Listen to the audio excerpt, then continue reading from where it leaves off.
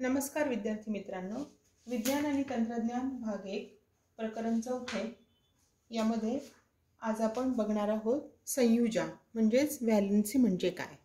तर संयुजा म्हणजे आपण 8वी मध्येही अभ्यास केलेला आहे की मूलद्रव्यांच्या संयोग पावण्याच्या क्षमतेला आपण त्या मूलद्रव्याची संयुजा असं म्हणतो। मूलद्रव्याची संयुजा ही एका विशिष्ट अंकाने दाखवतात आणि हा अंक म्हणजे त्या मूलद्रव्याच्या एका अणूने इतर अणूंबरोबर केलेल्या रासायनिक बंधांची संख्या होय। आता संयुजा आपल्याला ठरवण्यासाठी आपल्याला इलेक्ट्रॉन स्वरूपण लिहिता आलं पाहिजे कुठल्याही मूलद्रव्याचं। 8वी मध्ये आपण हे शिकलेलो आहोत की मूलद्रव्याचा जो अणू असतो त्या अणूच्या भोवती विविध कक्षा असतात आणि या कक्षांमध्ये किती इलेक्ट्रॉन सामावू शकतात याचं सूत्र आहे 2n चा वर्ग। या ठिकाणी n म्हणजे कक्षेचा क्रमांक। समजा n ची किंमत 1 असेल म्हणजे पहिली कक्षा असेल तर या सूत्रामध्ये किंमत ठेवली तर 2 गुणिले 1 चा वर्ग।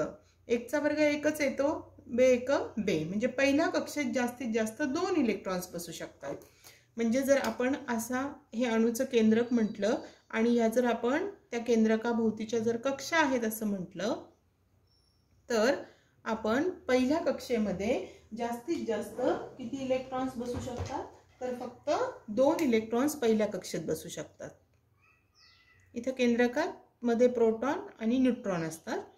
त्यानंतर दुसऱ्या कक्षेमध्ये n ची किंमत 2 असेल तर सूत्रात किंमत ठेवली 2 गुणिले n वर्ग म्हणजे 2 चा वर्ग, बे 2 चा वर्ग 4, 4 दुने 8 म्हणजे दुसऱ्या कक्षेत 8 इलेक्ट्रॉन बसू शकतात। 1 2 3 4 5 6 7 आणि 8। आणि तिसरी कक्षा जी आहे या तिसऱ्या कक्षेमध्ये सूत्राप्रमाणे 2n चा वर्ग म्हणजे 2 गुणिले 3 चा वर्ग, 3 चा वर्ग 9, 9 दुने 18 म्हणजे या तिसऱ्या कक्षेमध्ये 18 इलेक्ट्रॉन बसू शकतात। मग आता आपण सोडियमचं उदाहरण घेऊया। सोडियमचा अणुअंक आहे 11, त्यामुळे 11 असल्यामुळे त्याच्या पहिल्या कक्षेत या सूत्राप्रमाणे बघा 2 इलेक्ट्रॉन्स जातील, दुसऱ्या कक्षेत 8, जास्तीत जास्त 8 इलेक्ट्रॉन्स बसू शकतात। 8 आणि 2 10 झाले, 11 अणुअंक आहे म्हणजे 1 इलेक्ट्रॉन राहिला तो तिसऱ्या कक्षेत जाईल। आता सोडियमच्या शेवटच्या कक्षेत 1 इलेक्ट्रॉन आहे। कुठलाही अणू स्थिर होण्याचा प्रयत्न करतो। स्थिर होण्यासाठी एकतर त्याला त्याच्या पहिल्या कक्षेत जर एकच कक्षा असेल तर त्या कक्षेत 2 इलेक्ट्रॉन म्हणजे ती कक्षा पूर्ण भरलेली पाहिजे, म्हणजे तिचं द्विक पूर्ण पाहिजे, किंवा जास्त कक्षा असतील तर शेवटच्या कक्षेमध्ये 8 इलेक्ट्रॉन्स पाहिजे म्हणजे तिचं अष्टक पूर्ण पाहिजे, तर तो अणू स्थिर होतो। मग कुठलाही अणू हा स्थिर होण्याचा प्रयत्न करतो। मग इथे सोडियमला स्थिर व्हायचं असेल तर त्याला ह्या शेवटच्या कक्षेत जर 8 इलेक्ट्रॉन्स करायचे असतील तर त्याला कोणाकडून तरी 7 इलेक्ट्रॉन घ्यावे लागतील एकतर, किंवा त्याने त्याच्या हा शेवटच्या कक्षेतील 1 इलेक्ट्रॉन कोणाला तरी देऊन टाकला तर त्याच्या 2च कक्षा राहतील आणि दुसऱ्या कक्षेत 8 इलेक्ट्रॉन राहतील आणि मग त्याचा अष्टक पूर्ण झाल्यामुळे तो स्थिर होईल। मग त्याला 7 घेणं सोपं आहे की 1 देऊन टाकणं सोपं आहे? तर कमी इलेक्ट्रॉन्सची देवाणघेवाण करणं अर्थात केव्हाही सोपं असतं। त्यामुळे सोडियम काय करेल की हा 1 इलेक्ट्रॉन कोणाला तरी देऊन टाकेल। 1 इलेक्ट्रॉन दिल्यामुळे सोडियममध्ये आता इलेक्ट्रॉन्स कमी झालेत। आधी त्याच्यामध्ये 11 इलेक्ट्रॉन्स होते, आता 10च इलेक्ट्रॉन झालेत आणि 10 इलेक्ट्रॉन आहेत पण प्रोटॉन मात्र 11 आहेत। मग इथे सोडियम मधल्या इलेक्ट्रॉनची संख्या कमी झाली, प्रोटॉन मात्र 11 म्हणजे 1 ने जास्त आहे आणि म्हणून सोडियमचा धन आयन तयार होतो, म्हणून इथे Na+ दाखवलेला आहे। आता क्लोरीन अणूचा विचार करूया। क्लोरीनचा अणुअंक आहे 17। मग त्याचं इलेक्ट्रॉन स्वरूपण कसं होईल तर पहिल्या कक्षेत 2 इलेक्ट्रॉन, जास्तीत जास्त 2च बसू शकतात। दुसऱ्या कक्षेत जास्तीत जास्त 8 बसू शकतात, 2 आणि 8 10 झाले, 17 पैकी 10 गेले म्हणजे राहिले 7 इलेक्ट्रॉन तिसऱ्या कक्षेत।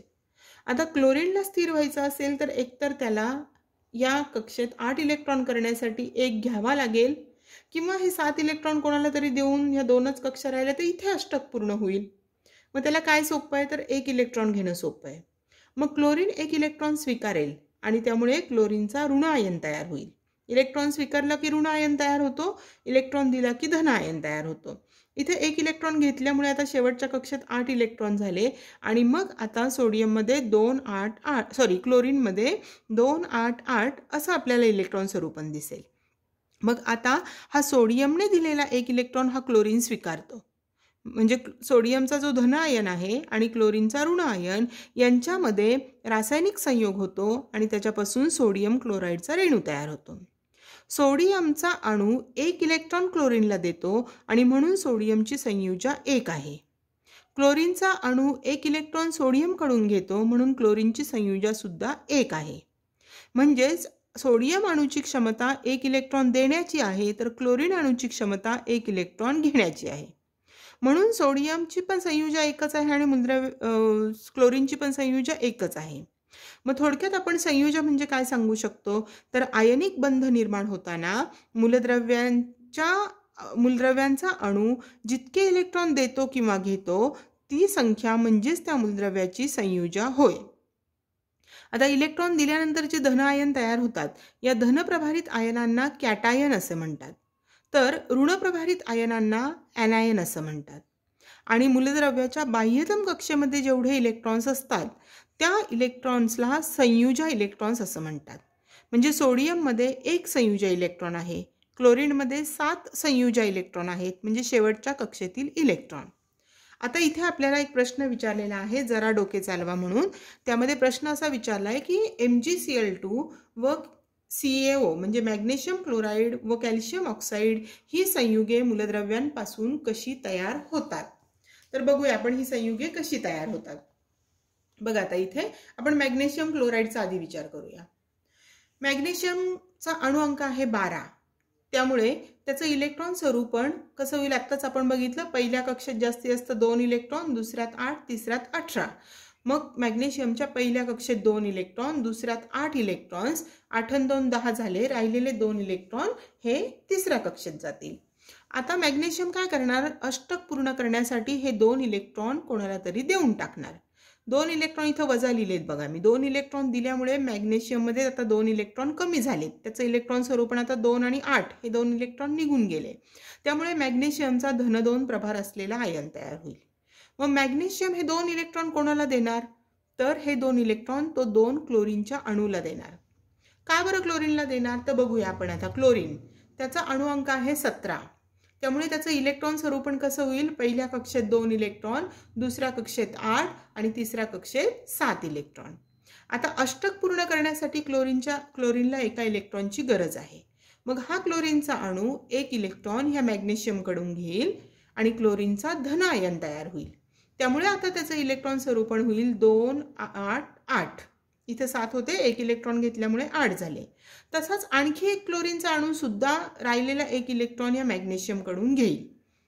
मग इथे मॅग्नेशियमचा धन 2 प्रभार असलेला आयन तयार झालेला आहे Mg2+ आणि 2 क्लोरीनचे ऋणप्रभारित आयन. इथं क्लोरीनचा ऋण आयन तयार होतो, धन नाही ऋण आयन तयार होतो.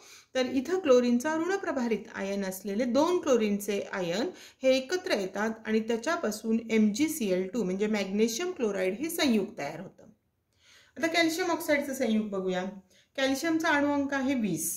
त्यामुळे त्याचं इलेक्ट्रॉन स्वरूपण कसं येईल तर 2 8 8 आणि 2. आता खरं तर आपल्या सूत्रानुसार तिसऱ्या कक्षेत 18 इलेक्ट्रॉन बसू शकतात. पण इथे कक्षेला उपकक्षा असतात आणि या उपकक्षेची जी ऊर्जा असते त्या ऊर्जेच्या क्षमतेनुसार हे इलेक्ट्रॉन भरले जातात. आणि त्यामुळे जेव्हा तुम्ही 11वीला जाल तेव्हा तुम्हाला हे डिटेल असणार आहे जर तुम्ही सायन्स साईड घेतली तर. आत्ता तुम्ही फक्त एवढं लक्षात ठेवा की कॅल्शियमचं इलेक्ट्रॉन स्वरूपण आहे 2 8 8 आणि 2. मग कॅल्शियम काय करेल अष्टक पूर्ण करण्यासाठी हे शेवटच्या कक्षेतील 2 इलेक्ट्रॉन ऑक्सिजनला देईल. कॅल्शियममधील 2 इलेक्ट्रॉन कमी झाल्यामुळे कॅल्शियमचा धन 2 प्रभार असलेला आयन तयार होईल आणि त्याचं इलेक्ट्रॉन स्वरूपण आता राहील 2 8 8. आता हे 2 इलेक्ट्रॉन ऑक्सिजन का स्वीकारतो तर ऑक्सिजनचा अणु अंक आहे 8. त्यामुळे त्याचं इलेक्ट्रॉन स्वरूपण आहे 2 पहिल्या कक्षेत आणि दुसऱ्या कक्षेत राहिलेले 6 इलेक्ट्रॉन. अष्टक पूर्ण करण्यासाठी ऑक्सिजनला आणखी 2 इलेक्ट्रॉनची गरज आहे. मग हे 2 इलेक्ट्रॉन तो या कॅल्शियमकडून घेणार. हे प्लस केलेत बघा मी इथे. त्यामुळे इथे 6 मध्ये 2 मिळवले की इथे 8 इलेक्ट्रॉन होतील. म्हणजे आता ऑक्सिजनचा अष्टक पूर्ण होईल, तो स्थिर होईल. पण त्याने 2 इलेक्ट्रॉन घेतल्यामुळे ऑक्सिजनचा ऋण 2 प्रभार असलेला आयन तयार होईल. आणि मग हा कॅल्शियमचा धन 2 प्रभारित आयन आणि ऑक्सिजनचा ऋण 2 प्रभारित आयन हे दोघं रासायनिक संयोग होऊन त्याच्यापासून कॅल्शियम ऑक्साईड तयार होईल. यामध्ये मॅग्नेशियम 2 इलेक्ट्रॉन देतो म्हणून मॅग्नेशियमची संयुजा 2 आहे. क्लोरीन 1 इलेक्ट्रॉन घेतो म्हणून क्लोरीनची संयुजा 1 आहे. कॅल्शियम 2 इलेक्ट्रॉन देतो म्हणून कॅल्शियमची संयुजा 2 आहे. ऑक्सिजन 2 इलेक्ट्रॉन घेतो म्हणून ऑक्सिजनची संयुजा 2 आहे. आणि शेवटच्या कक्षेतील इलेक्ट्रॉनची संख्या म्हणजे संयुजा इलेक्ट्रॉन. म्हणजे मॅग्नेशियम मध्ये संयुजा इलेक्ट्रॉन 2 आहेत. क्लोरीन मधील संयुजा इलेक्ट्रॉन 7 आहेत. आता आपण बघणार आहोत परिवर्ती संयुजा म्हणजे काय. तर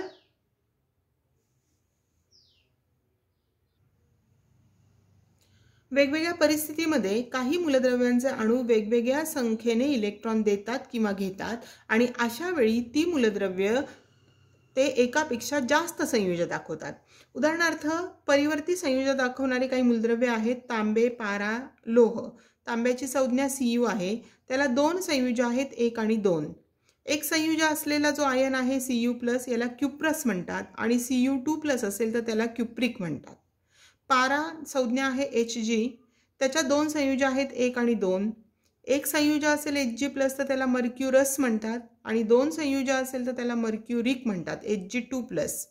लोह त्याची संज्ञा आहे Fe. त्याला 2 परिवर्ती संयुजा आहेत 2 व 3. त्याचे Fe 2 धन आयन असेल तर त्याला फेरस म्हणतात आणि Fe 3 धन आयन असेल तर त्याला फेरिक असं म्हणतात. आता इथे तक्ता पूर्ण करायला सांगितलेले आहे. विविध मूलद्रव्य दिलेले आहेत, त्यांचे अणु अंक दिलेत, इलेक्ट्रॉन स्वरूपण, संयुजा इलेक्ट्रॉन आणि संयुजा लिहायची. आपण काही त्याच्यातल्या जे दिलेले नाही आहेत आपल्याला सोडवून त्यांचा विचार करूया आपण. लिथियमचा अणु अंक आहे 3. त्यामुळे त्याचं इलेक्ट्रॉन स्वरूपण होईल 2, 1. कशावरून हे 3 ठरवलं तर इलेक्ट्रॉन स्वरूपण आपल्याला दिलेले 2, 1. या दोघांची बेरीज केली तर 2 आणि 1 3 होतील. शेवटच्या कक्षेतील इलेक्ट्रॉन म्हणजे संयुजा इलेक्ट्रॉन ते आहे 1. आणि लिथियम काय करणार, द्विक पूर्ण करणार. बघा या पहिल्या कक्षेची मॅक्सिमम क्षमता 2 असते. मग तो काय करणार, हा 1 इलेक्ट्रॉन कोणाला तरी देऊन टाकणार आणि म्हणून त्याची संयुजा 1 आहे. पुढचं बघा बेरिलियम अणु अंक 4 आहे. त्यामुळे इलेक्ट्रॉन स्वरूपण येईल 2, 2. पहिल्या कक्षेत 2 इलेक्ट्रॉन, राहिलेले 2 इलेक्ट्रॉन पुढच्या कक्षेत. त्यामुळे संयुजा इलेक्ट्रॉन म्हणजे शेवटच्या कक्षेतील इलेक्ट्रॉनची संख्या 2च आहे. द्विक पूर्ण करण्यासाठी तो हे 2 इलेक्ट्रॉन कोणाला तरी देऊन टाकेल, त्यामुळे त्याची संयुजा पण 2 होईल. याप्रमाणे हा तक्ता जो आहे तो तक्ता तुम्हाला इथे पूर्ण करून दिलेला आहे. तो तक्ता सगळ्यांनी बघा आणि समजून घ्या. आता खालील एक तक्ता पूर्ण करायला सांगितलेला आहे. खालील तक्त्यातील संयुगांपासून मिळणारे कॅटायन व ॲनायन लिहा. कॅटायन म्हणजे धनप्रभारित आयन आणि ॲनायन म्हणजे ऋणप्रभारित आयन. NaOH Na+OH-, KOH मध्ये K+OH-, CaOH ट्वाइस मध्ये Ca2+ आणि OH-. इथला जो आकडा आहे तो याच्यावरचा प्रभार असतो, लक्षात ठेवायचा. इथे काहीच आकडा नसेल तर एक प्रभार असेल. HCl म्हणजे H+Cl-, HBr म्हणजे H+Br-, HNO3 म्हणजे H+ आणि NO3-. तर याप्रमाणे आपण हे कॅटायन आणि ॲनायन ठरवू शकतो. कॅटायन म्हणजे धनप्रभारित आयन आणि ॲनायन म्हणजे ऋणप्रभारित आयन. कॅटायन जे असतात या कॅटायनांना आम्लारी धर्मी मूलके असंही म्हणतात. आयनाला मूलक असाही शब्द आहे आणि कॅटायन जे असतात या कॅटायनला आम्लारी धर्मी मूलक असं म्हणतात. तर जे ॲनायन असतात या ॲनायनला आम्लधर्मी मूलक असं म्हणतात. कारण हे जे ॲनायन असतात या ॲनायनची हायड्रोजन आयन बरोबर जर अभिक्रिया झाली तर त्याच्यापासून विविध आम्ल तयार होतात आणि म्हणून यांना आम्लधर्मी मूलक असं म्हणतात.